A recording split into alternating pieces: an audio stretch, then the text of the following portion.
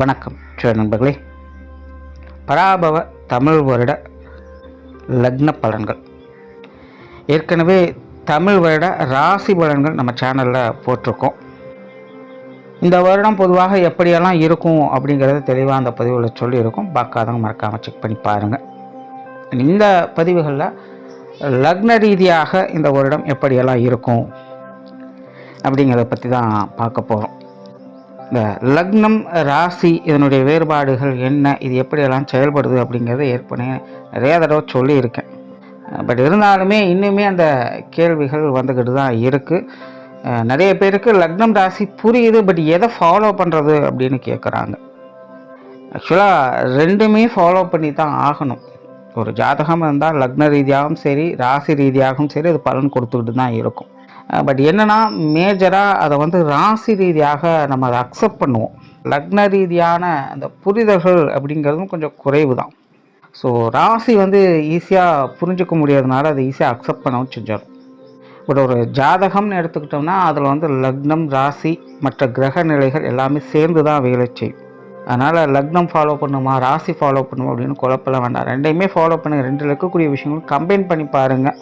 உங்களுடைய நிலை எப்படி இருக்கும் அப்படிங்கிறது உங்களுக்கு கிளியராக புரிஞ்சிடும்.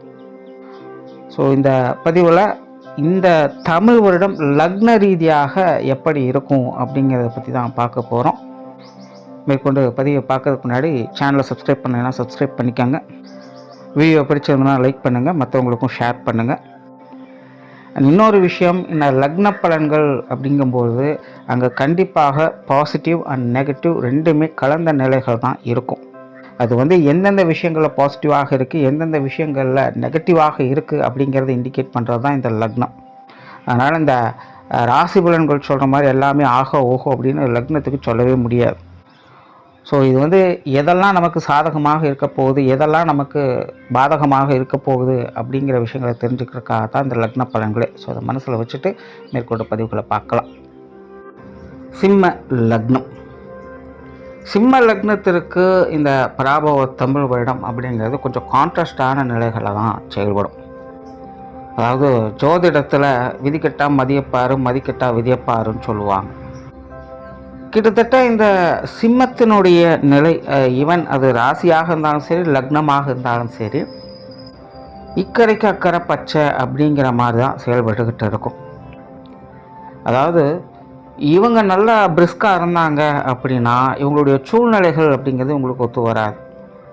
ஒருவேளை இவங்களுடைய சூழ்நிலைகள் நல்லபடியாக ஒத்து வருது அப்படின்னா அந்த நேரத்தில் இவங்க பிரிஸ்காக இருக்க மாட்டாங்க. சலிச்சு போய் வரக்கூடிய வாய்ப்புகளை கண்டு காணாமல் விட்டுடுவாங்க. ஸோ இப்படி வாழ்க்கை நிலை அப்படிங்கிறது இக்கரைக்கு அக்கறை பச்சை அப்படிங்கிற மாதிரி தான் போய்கிட்டு இருக்கும். கிட்டத்தட்ட கடமையை செய் பலனை எதிர்பாராதே அப்படிங்கிற மைண்ட் செட் இருந்தால் மட்டும்தான் இப்போதைக்கு வாழ்க்கை நிலை அப்படிங்கிறது சுமூகமாக போகும். அப்படி இல்லைன்னா மனமும் சரி உங்களுடைய விஷயங்கள் காரியங்களும் சரி ஒன்றுக்கொன்று முரண்பட்டு கொண்டே தான் இருக்கும். நெருனா மனசு இருக்குது அப்படிங்கிற நிலை தான். விஷயங்கள் நல்லா இருந்தது அப்படின்னா அது உங்களுடைய மனசுக்கு பிடிக்காது. அதாவது பொதுவான சூழ்நிலைகள் நல்லபடியாக இருக்கும்போது உங்களுக்கு சாட்டிஸ்ஃபிகேஷன் அப்படிங்கிறது கொடுக்கறது இல்லை. நீங்கள் நல்லா சாட்டிஸ்ஃபைடாக இருக்கணும், நல்லா மோட்டிவேட்டடாக இருக்கணும் அப்படின்னு நினச்சி எல்லாம் செயல்பட்டுருவீங்க. ஆனால் அதுக்கேற்ற சூழ்நிலைகள் அப்படிங்கிறது அமையவே அமையாது. இப்படி மாறி மாறி நடந்து உங்களுடைய புத்திக்கும் மனதுக்கும் போராட்ட நிலையை கொடுத்து ஒரு சஞ்சல நிலைகள் ஏதோ கொண்டு போய் விடும். அதனால் சிம்ம லக்னக்காரங்க கடமையை செய் பலனை எதிர்பாராது அப்படிங்கிற மைண்ட் செட்டில் இருந்தால் மட்டும்தான் இந்த மாதிரியான பிரச்சனைகள் தப்பிக்க முடியும். முடிஞ்ச அளவுக்கு இந்த ஓவர் எக்ஸ்பெக்டேஷனை கொஞ்சம் அவாய்ட் பண்ணிவிடுங்க. கடமை செய் பலனை எதிர்பாராது அப்படிங்கிறதே எக்ஸ்பெக்டேஷனே இல்லாமல் இருக்கிறது தான். அதுலேயும் இந்த ஓவர் எக்ஸ்பெக்டேஷன் ஆகிடுச்சு அப்படின்னா அதை ஒன்றுமே பண்ண முடியாது. அங்கே தடுமாற்றங்கள் அப்படின்னு கண்டிப்பாக இருக்கவே செய்யும். அதனால் சிம்ம லக்னக்காரங்க இந்த வருடத்தை பொறுத்த வரைக்கும் கொஞ்சம் நிதானமாகவும் பொறுமையாக இருக்கிறதே நல்லது. ஆன்மீக சிந்தனைகள் மேலோங்கும். கண்டிப்பாக மனதளவிலும் சரி புத்தி அளவிலும் சரி ஒருவித சலிப்பும் வெறுப்பும் இருக்கவே செய்யும். நிறைய கன்ஃபியூஷனான ஸ்டேட்டஸ் அப்படிங்கிறது இருக்குது. ஒரு மாதம் அப்படின்னு எடுத்துக்கிட்டிங்கனாலே அதில் சில வாரங்கள் நல்லா இருக்கும், சில வாரங்கள் மோசமாக தான் இருக்குது. இப்போ அப்ஸ் அண்ட் டவுன்ஸ் வழியாக தான் வாழ்க்கை நிலை அப்படிங்கிறது போய்கிட்டு இருக்கும். அதனால் ஒரு நல்லது நடந்தாலும் அதை நினச்சி முழுசாக சந்தோஷப்படுறதுக்கு வழி இல்லை. ஒரு கெட்டது நடந்தாலும் அதை நினச்சி பயப்பட வேண்டிய கவலை இருக்காது. ஏன்னா எல்லா விஷயங்களுமே வரவும் போகுமா தான் இருக்க போகுது. அதனால் சிம்ம லக்னக்காரங்க இந்த காலகட்டங்களில் கொஞ்சம் ஃப்ளெக்சிபிளாக இருக்க ட்ரை பண்ணுங்கள். ஆன்மீக ரீதியான விஷயங்கள், தனிமை சம்பந்தப்பட்ட விஷயங்கள் அல்லது இந்த அறிவியல் சார்ந்த ஆராய்ச்சி சம்பந்தப்பட்ட விஷயங்கள் இதெல்லாமே சிம்ம லக்னக்காரங்களுக்கு ரொம்ப சிறப்பாக வேலை செய்யும். இது சார்ந்த அறிவு நுணுக்கங்களை முழுமையாக பெறக்கூடிய தன்மை என்பது இருக்குது.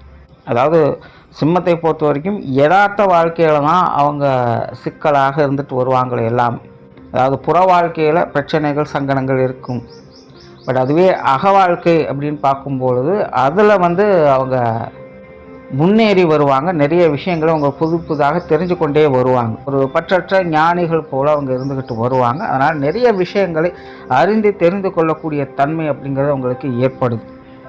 ஸோ இந்த ஏற்றுச்சுரக்காய் கூட்டு குதுவாது அப்படிங்கிற விஷயங்களெல்லாம் இந்த காலகட்டங்களில் அவங்க முழுமையாக அனுபவிச்சுடுவாங்க. ஸோ அவங்கவுங்க வயது நிலைகளுக்கேற்ப ப்ராக்டிக்கலாக நிறைய விஷயங்களை தெரிந்து உணர்ந்து கொள்ளக்கூடிய தன்மை இந்த காலகட்டங்களில் அவங்களுக்கு ஏற்படும். வாழ்க்கையில் எதெல்லாம் உண்மை எதெல்லாம் பொய் அப்படின்னு புரிந்து கொள்ளக்கூடிய ஒரு காலகட்டமாக இருக்குது. அதற்கு தகுந்த விஷயங்கள் காரியங்கள் உங்களை சுற்றி நடந்துக்கிட்டே தான் இருக்கும்.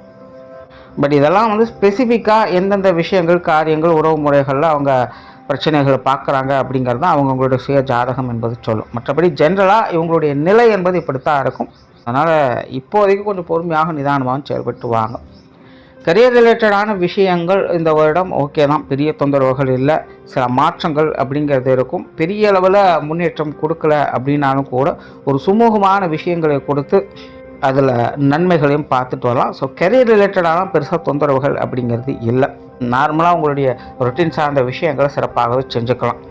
புதுசாக ஏதாவது ட்ரை பண்ணுறேன் இல்லை ஏதாவது ஒரு விஷயங்களை மாற்றுறேன் அப்படிங்கிற மாதிரி விஷயங்களை மட்டும் கொஞ்சம் அவாய்ட் பண்ணிக்கோங்க. அதாவது அதுவாக வந்தால் ஓகே, நீங்களாக எதுவும் ட்ரை பண்ணாமல் இருக்கிறது நல்லது. மற்றபடி கரியர் ரிலேட்டடான எல்லா விஷயங்களுமே உங்களுக்கு சாதகமாக தான், அதாவது சுமூகமாக இருக்கும்.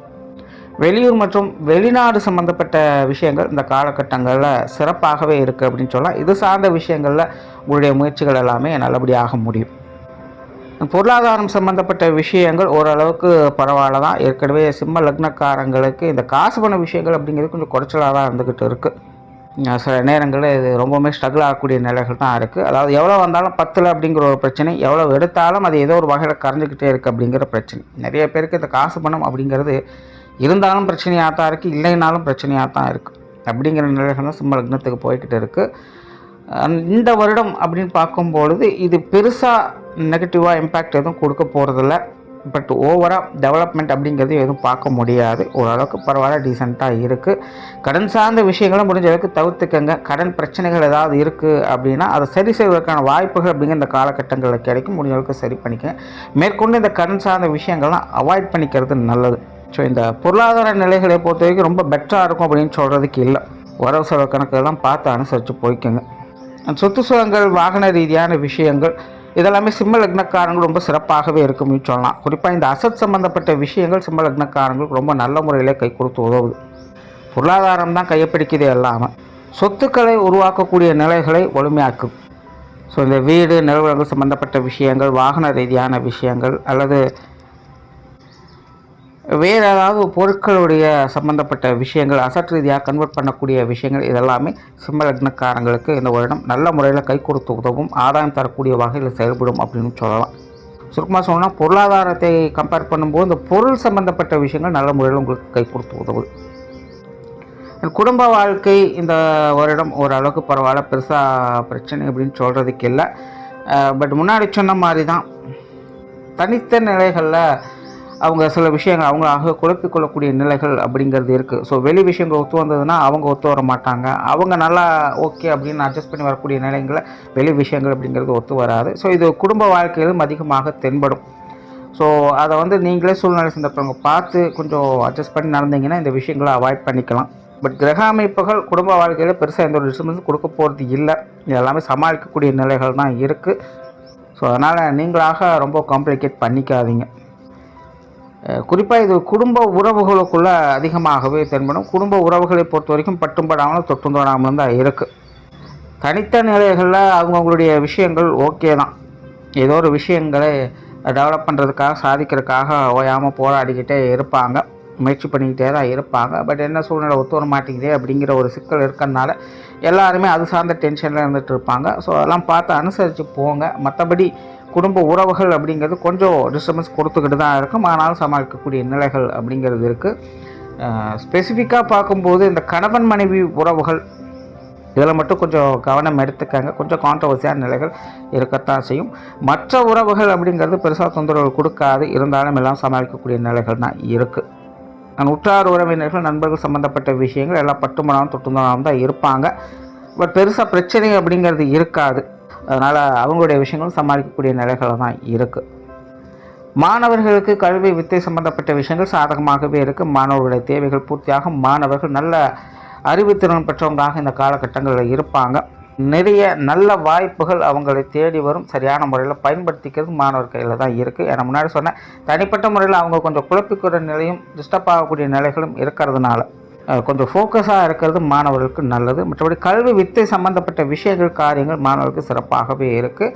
அண்ட் சிம்ம லக்னக்காரங்களுக்கு இந்த உடல்நலம் சார்ந்த விஷயங்கள் கொஞ்சம் தொந்தரவுகள் இருக்கத்தான் செய்யும். மருத்துவ விரயங்கள் அப்படிங்கிற இருக்கத்தான் செய்யும். பட் சுப விரயங்களாகவே இருக்கும். அதாவது தேவைக்கேற்ப ஒரு நல்ல நிலைகளுக்காக நல்ல விஷயங்களுக்காக செலவு பண்ணுறோம் அப்படிங்கிற நிலைகள் தான் இந்த மருத்துவ ரீதியான விஷயங்களும் இருக்கும். அதனால் இந்த உடல்நலம் சார்ந்த தொந்தரவுகள் கொஞ்சம் இருக்கத்தான் செய்யும். அதையும் பார்த்து கரெக்டாக மேனேஜ் பண்ணுங்கள். பட் பெருசாக பிரச்சனைகள் அப்படின்னு கொடுக்க போகிறதில்ல. ஸோ ஓவராலாக சிம்ம லக்னத்தை பொறுத்த வரைக்கும் இந்த தமிழ் வருடம் ஒரு கான்ட்ராஸ்டான வருடமாகத்தான் இருக்குது. ஸோ சூழ்நிலை சந்தர்ப்பம் எப்படி இருக்கோ அதுக்கு தகுந்த மாதிரி அட்ஜஸ்ட் பண்ணி போங்க. நன்மைகள் உண்டு. நன்றி, வணக்கம், வாழ்க வளமுடன்.